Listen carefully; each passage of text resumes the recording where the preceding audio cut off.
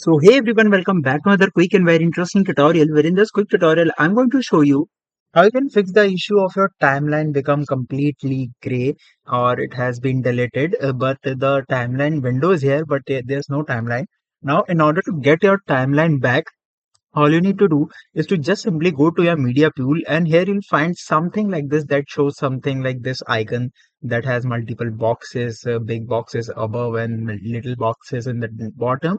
All you need to do is to just simply drag and drop this to your project, and this is the exact timeline that has vanished.